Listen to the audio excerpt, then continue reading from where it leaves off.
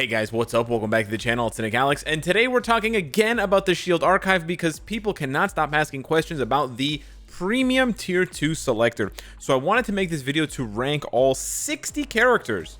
Believe it or not, I was shocked myself. There are 60 characters available in this premium tier 2 selector, and this is huge, especially for free-to-play players. However, not only do I want to rank them, but first I want to send out a bit of a PSA.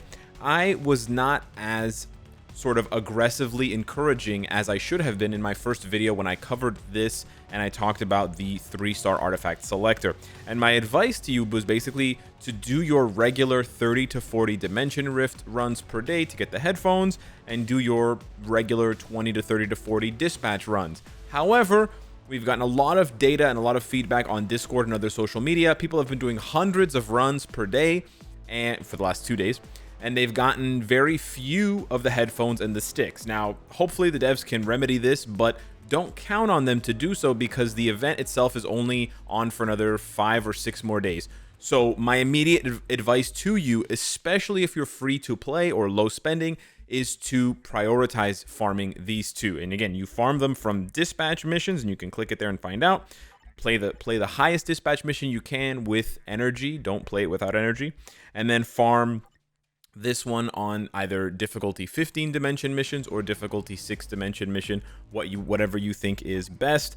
But yeah, you should be prioritizing this over most other energy content right now. The only piece of content I think you should be spending your energy on instead of this, if you really want that premium selector, is something like story mode fragment farming. That's how important I think this is right now. And again, this is a limited time event. This is not going to be here forever. You can go ahead and check how long it's there for. It's actually ending in 4 days and 20 hours.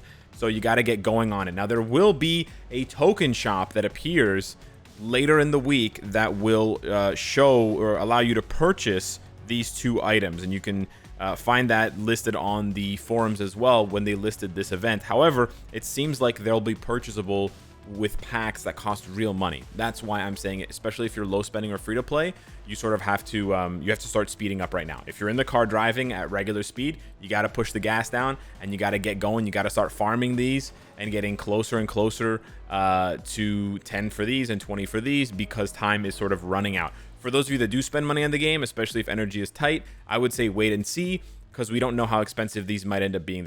I would probably guess they're not going to end up being that expensive, but they're going to be bundled in with regular packs that you might purchase for money anyways, so it wouldn't actually cost you any more than it usually does. But yeah, that's sort of the advice I wanted to give at the beginning of the video and just sort of urge free-to-play and low spenders to be a little bit more aggressive in their farming for the time being. Now, let's get into the ranking. We have the premium tier 2 selector here. There's way too many characters on this list, so it's very confusing for players. I understand that. So we've put together a really good ranking for these. There's 60 characters that you can choose. I don't want you to get overwhelmed. I've broken it down into 5 or 6 categories that it's very, very easy to follow. So without further ado, let's check it out here. We have all 60 characters. Almost all of them have their newest uniform equipped. So just keep in mind the icons may look a little bit different. Like, for example, X23's looks very different. Killmonger's looks different. Nimrod's looks different. Electro's looks different. That's just the way it is. The only one that has the base look, I think, is Domino. I just couldn't find her her newest uniform in my files. But yeah, we've got 6 different tiers for these characters. So let's break it down now. So the first tier is pretty straightforward. It's called Don't. I was pretty shocked when I looked over this list at how many characters are in this premium selector that should not be. And it is what it is, but it can be a little bit misleading, a little bit confusing for players because you're going to see characters like Rogue and Beast and Cyclops and Storm, and you're thinking like, why are these characters in a premium selector? They're not premium characters. Well, I guess they are because you can only farm 10 bios of theirs per day. But you can farm 10 bios of theirs per day, and that's the takeaway. You can farm these characters. You cannot farm Luna Snow. You cannot farm Echo. So that's one of the reasons why. So I'm not saying that Rogue is a bad character. I'm just saying that using a premium item that you could otherwise only get by paying, $50 to $60 on a character that you can farm is very bad. It's sort of a very, very bad use of the resource, right? The resource is very scarce. The selector, I'm saying, and then the resource of Rogue's bios is pretty abundant. It's 10 bios a day, every single day.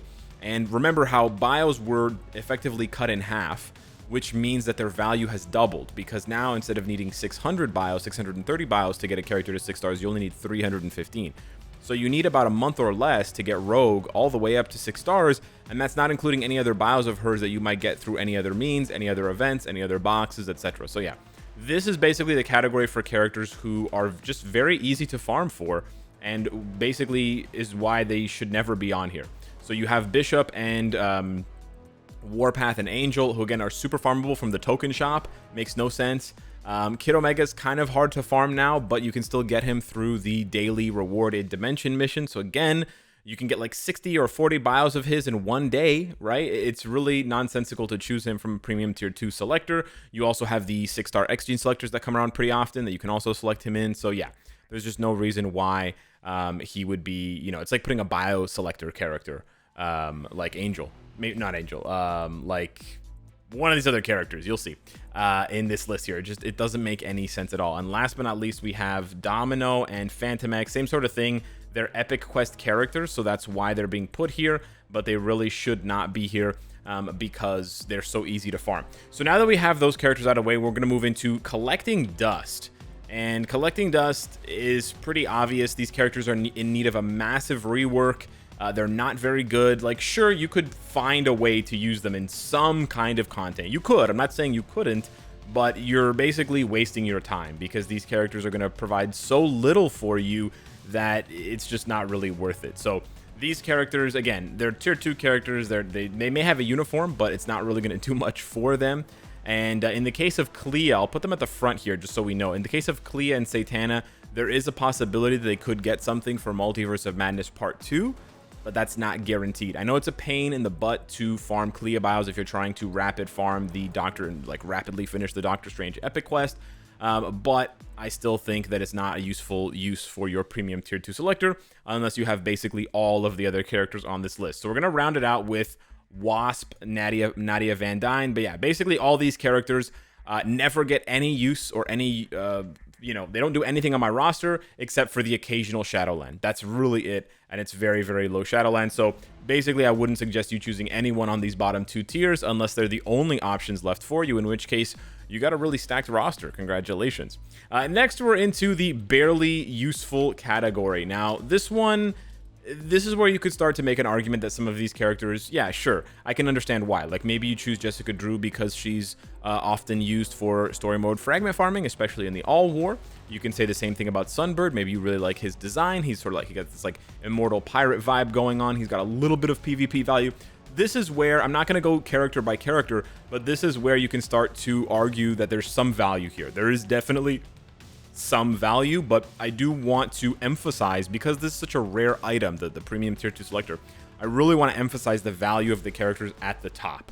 So this is a very top heavy and a very restrictive ranking that I've put out, because I want to make it very clear to players that you're not going to get very many of these unless you're spending a lot of money, in which case these rankings don't really matter. You can sort of have your pick, right? But for players who see these like once a year or less, right? This is potentially something that's rarer than, you know, most other items in the game. So even though their impact may not be as good as like a Reforged CTP, we've seen more Reforged CTP events with the crafting than we have with a premium tier 2 selector. So interestingly enough, that means, you know, being restrictive is usually the way to go. So we're going to end this one off with Magic and Nightcrawler. Again, some of these characters are tier 2 only, which further reduces their value, like Ghost, like Kitty Pryde, like Zemo, Thane, etc. Some of them have support buffs and leadership buffs that are good for specific content, especially PvP, like Red She-Hulk and Victorious and Wen Wu. And then some of them are actually transcended already, and so you can use them for different content, but when I say use them for different content, I'm using the word use very, very loosely. So yeah, there really isn't too much more to say about this category. I consider these 3 categories to be a waste of time, a waste of a selection, a waste of a pick for the majority of players, okay? But that's just kind of what I think. Now we get into the good category. Here is where I think if you choose a character from this list, you should probably build them. There are some exceptions to this, like if you're just really trying to rush to get Thena and other members of the Eternals, you might just choose Icarus. Icarus is also painful to put up here so high because you can farm him as a shifter from the Cersei and Kingo missions, and yeah. but I'm still going to put him here because he's a decent enough character. And he also unlocks Thena, which does give him some value, and he's always going to have that leadership synergy and that passive synergy with Cersei, Gilgamesh, and the rest of the Eternals. You have Nick Fury, who's still one of the best supports in the game, despite not having a tier 3 or a Transcendence. Carnage is just a, not meta, but he's a decent damage dealer. You've got a decent PvP option with Mr. Sinister. Again, these characters are good. They're not going to be best in any one category, but they can sort of get the job done now and then. Namor has fallen off massively. We're sort of hoping to see a rework for him at some point, maybe with Black Panther 2 or something like that.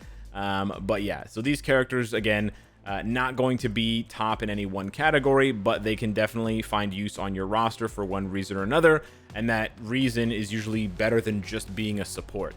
So yeah, almost every character in this ranking and above is going to be Transcended or tier 3able. There are some notable exceptions. So of course we've talked about Nick Fury, but also Enchantress.